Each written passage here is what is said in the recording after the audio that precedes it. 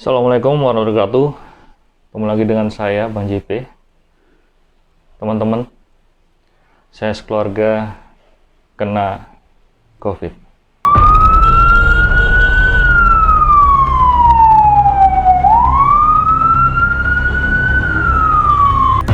Ada rasanya.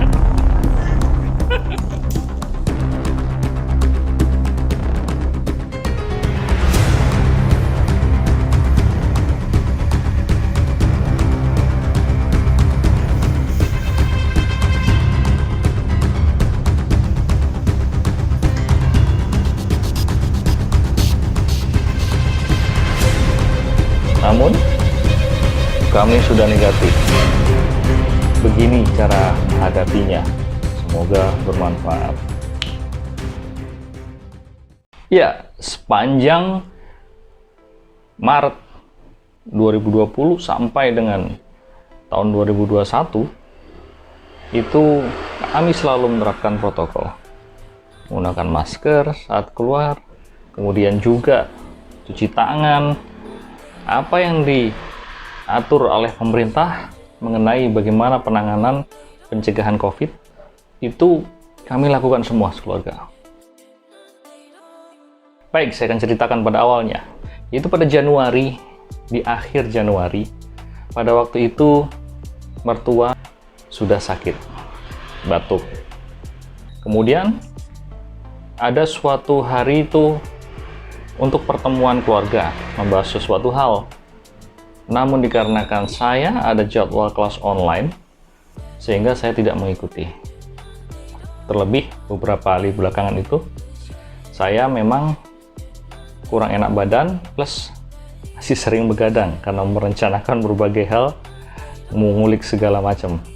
Sewaktu perkumpulan itu keluarga terjadi di hari Sabtu, katakanlah begitu. Hari Senin, ada salah satu anggota keluarga besar kami yang hasil tesnya keluar positif. Langsung kami lakukan langkah-langkah pencegahan, yaitu isolasi mandiri. Kami melakukan isolasi mandiri per bulan Februari. Asal mula kecurigaan adalah ketika mertua kehilangan penciuman atau disebut anosmia. Kemudian, kedua mertua secara mandiri melakukan tes PCR.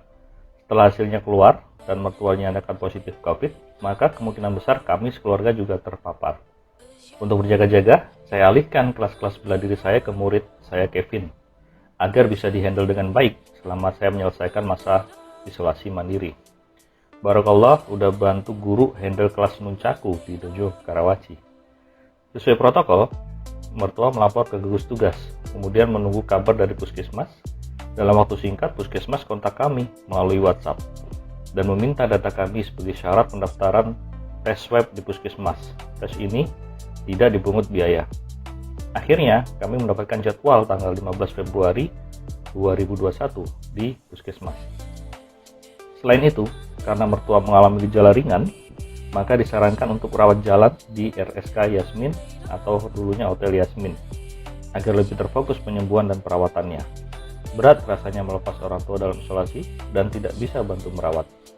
Namun, keadaan memang memaksa demikian. Pertanggal 19 Februari 2021, hasil tes swab keluar. Kami semua positif. Sedih banget istri dan anak-anak saya kena semua. Kami diarahkan ke dokter Nadia, bisa kontak sewaktu-waktu apabila ada butuh konsultasi atau bantuan khusus terkait penanganan COVID. Tadinya, saya kira hanya saya sendiri yang positif, mengingat gejala yang sangat terlihat jelas. Saya udah siapin koper buat pindah ke RSK Yasmin. Ya, sekalian menulis, tuangkan ide, dan lain-lain di pengasingan. Ternyata kena semua. Ya, mending isolasi mandiri di rumah aja bersama-sama. We can handle this together as family. Namun, mohon maaf, kami harus merahasiakan kabar ini dari rekan-rekan maupun keluarga. Nggak ada update status, nggak ada stories, semua kami pendam aja. Dikarenakan kami nggak mau merepotkan siapapun dalam peristiwa ini. Mengingat pandemi ini global dan semua kena dampaknya. Terlebih ayah saya di Surabaya yang sakit stroke, dan ibu saya tipe orang yang mudah kepikiran. Cukup orang-orang terdekat dan terpercaya yang kami kabari langsung. Puji adalah orang pertama yang langsung ke rumah antar obat herbal Sambiloto beserta bahan makan dan cemilan. Kemudian muridku Yuda yang merantau dari Jember itu sangat membantu kami selama masa isoman dalam upaya bantu beli, suplai obat-obatan, vitamin, dan makanan. Barakallah atas jasa-jasa kalian ini, kami tidak akan lupa. Selain itu muridku yang di Thailand, Pak Afif, saya kabari karena beliau mengerti medis, saya jadi butuh beberapa mengenai nasihat-nasihat beliau, dan beliau mengikuti perkembangan COVID secara internasional. Beliau menawarkan bantuan finansial, namun saya bilang sebentar Pak, saya masih bisa handle ini, jaga-jaga aja, nanti kalau tidak mampu baru tolong dibantu, karena memang kondisi finansial kami lagi porak-poranda, disambung nggak bisa kerja kalau kena isolasi. Gejala yang kami alami berbeda-beda. Mertua mengalami batuk, mual, dan anosmia. Istri dan anak-anak anosmia hanya beberapa hari saja, tidak ada gejala lain. Mungkin untuk gejala saya yang paling banyak, kepala terasa pusing, anosmia juga terjadi.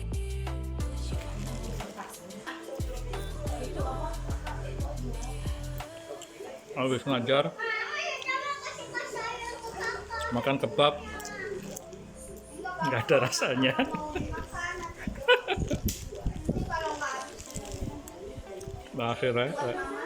Selain itu letih, lelah, lemas, radang tenggorokan parah. Ketika minum air putih rasanya tenggorokan disayat-sayat. Mengajar online pun jadi kurang maksimal karena stamina sangat turun drastis. Biasanya saya bisa ngelatih 4-6 jam per hari. Saat sakit 30 menit aja udah capek banget. Maka akhirnya saya isolasi di kamar sebelah, kamar anak-anak. Makan, minum, obat, dan vitamin disiapkan oleh istri saya. Terima kasih sudah berbakti dan melayani suami di kondisi yang seperti ini. Saya hanya keluar saat mandi dan buang air saja. Pekerjaan online lewat HP, mengajar online juga dari kamar saja. Mental adalah yang menurut saya paling drop dalam masa ini. Dengan tubuh yang sangat lemah, maka yang terpikirkan adalah gimana saya mencari nafkah di masa datang dengan kondisi seperti ini. Terjadi ketakutan di mana khawatir akan lemah terus, capek terus, dan pesakitan, nggak bisa ngajar lagi.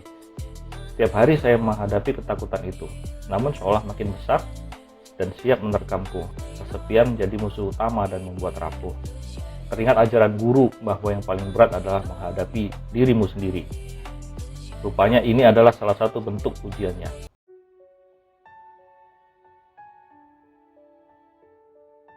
Dimulailah upaya untuk sehat kembali. Kami kontak dan konsultasi ke saudara yang sebelumnya pernah kena.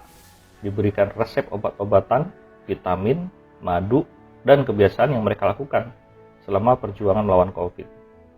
Kami pilah dan pilih sesuai kebutuhan, karena memang gejala setiap orang yang terpapar bisa berbeda. Konsumsi obat dan vitamin saya saat itu adalah madu hitam untuk stamina, rebusan Sambiloto untuk radang tenggorokan, Kustul Al-Hindi untuk vitamin C, saya ambil ekstraksi karena saya punya sakit mah lambung, untuk B-Komset, vitamin D, dan susu murni.